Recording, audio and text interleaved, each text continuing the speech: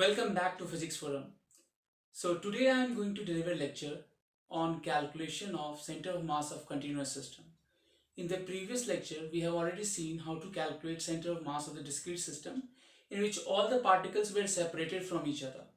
But in continuous system, all the particles will be associated with each other, and we need to have integration to find out the center of mass of such continuous system.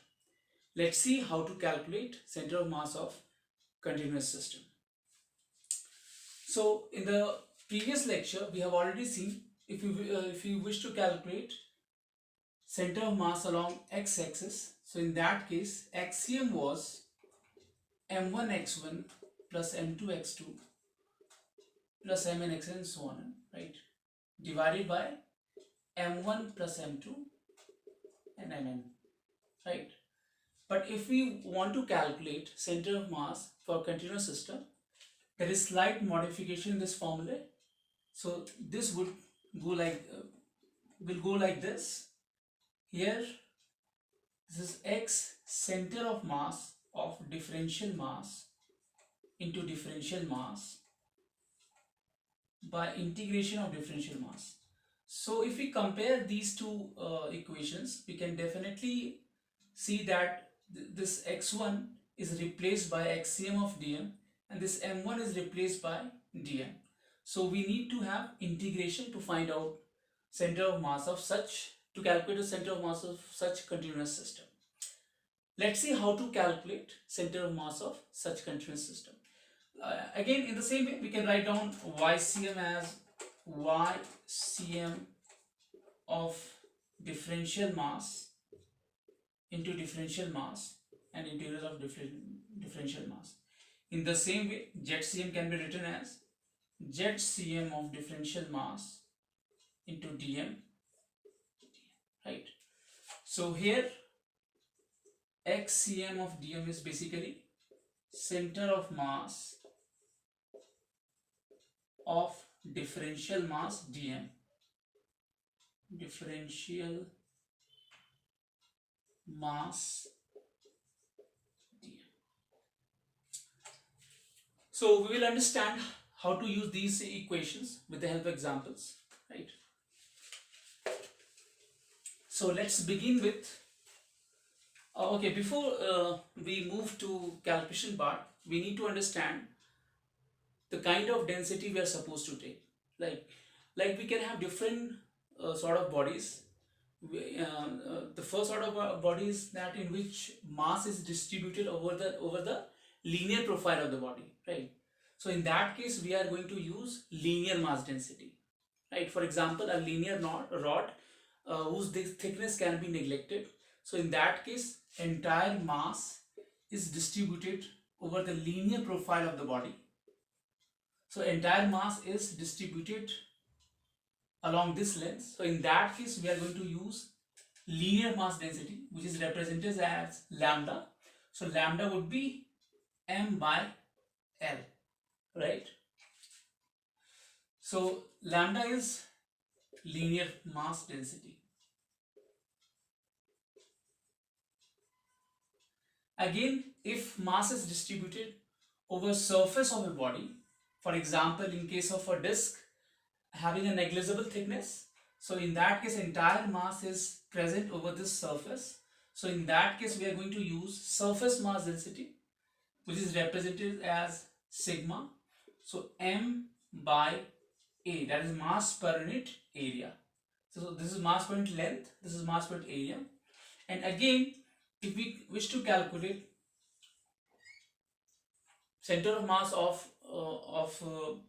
three-dimensional bodies such as a sphere, so in that case we are going to use volume mass density, which is represented as rho, and that is given by mass per unit volume, right? So this is mass per unit area, this is mass per unit volume. So we are starting with this linear mass density. We'll take examples of linear mass density, and then we will go through examples of surface mass density, and then we'll move to examples of volume mass density. So let's begin with linear mass density examples. So we are going to start with a uniform linear rod, right? So center of mass of uniform linear rod, right? So its thickness would be neglected. So this is length of this rod, right? And let's say our origin is over here and this is placed along x-axis, right? So from origin at a distance of x, we take a small element whose length is dx, and mass of this dx element would be dm. So dm will be lambda into dx.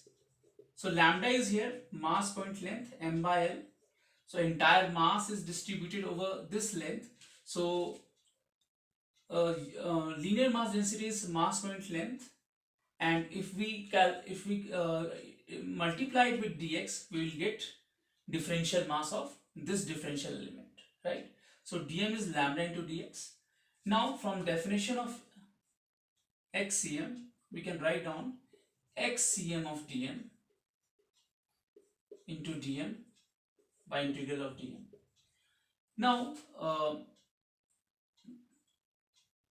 precisely speaking, center of mass of this differential element will be somewhere here midway of this point, but as this is very small, so we can assume that its center of mass is lying at a distance of x only. This is very small, so we can assume that center of mass of this differential element is lying at a distance of x from origin.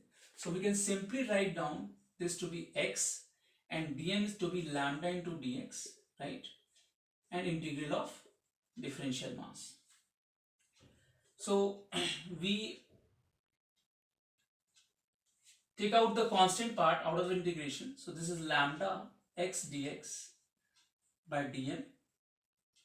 Now how to take the limit of this integration? As we can see that first element will be formed at x is equal to 0 and the last element will be formed at x is equal to L, right? So this we can integrate between 0 to L, right?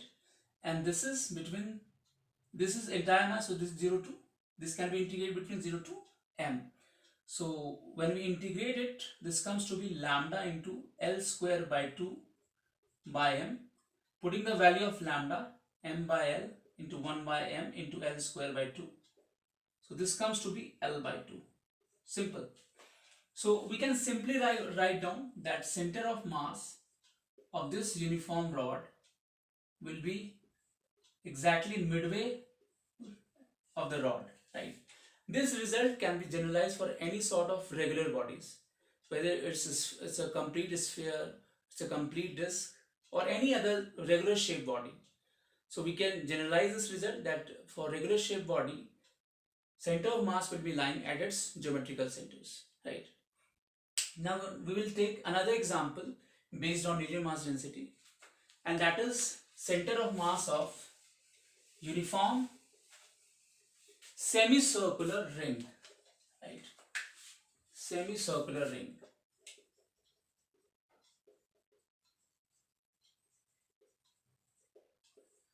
Now if first we take our axis like this,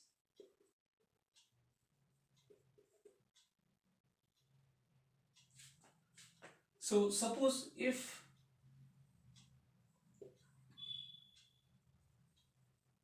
this ring were complete, so in that case center of mass would be lying at its geometrical center, right? But if we remove half of the part from here, so in that case we can expect that center of mass would be shifting along y-axis. Definitely this is not going to shift along x-axis, right? From symmetry it will definitely shift towards y-axis. So we only need to calculate y center of mass along y-axis only, right? Now how to calculate, right?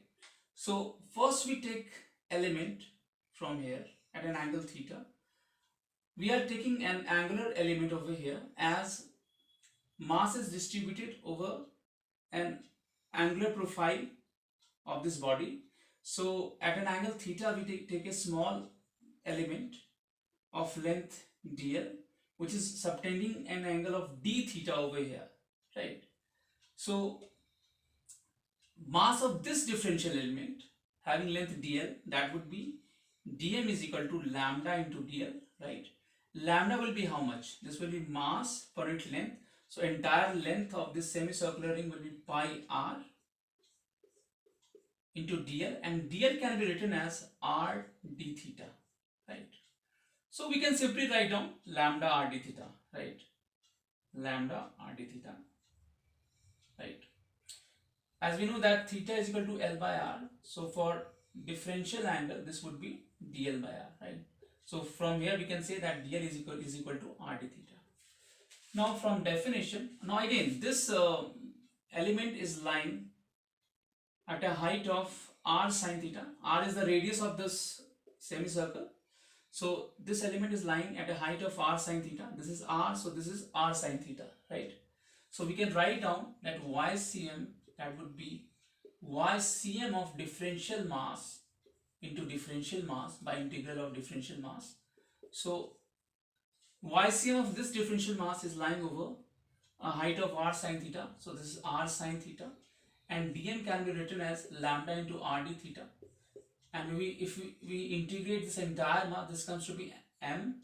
So now again we take out the entire constant term together. So this comes to be lambda r square by m sine theta d theta. Now how to calculate integration limit? So first element will be formed here and the last element will be formed here.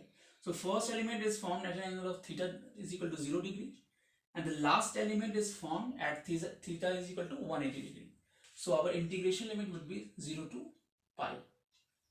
So lambda r square by m, now this is minus cos theta, 0 to pi. So if we integrate between 0 to pi, this will come to be 2.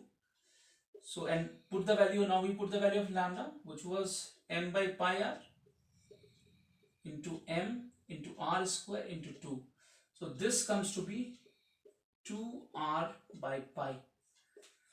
So that is center of mass of this entire system, this entire continuous body would be lying at a distance of 2r by pi above x-axis, right? So we can conclude that center of mass of semicircular ring will be lying at a distance of 2r by pi above origin, right? So I hope you like my video. If you like my video, subscribe to my channel and hit the bell icon. Thank you for watching. Thank you so much.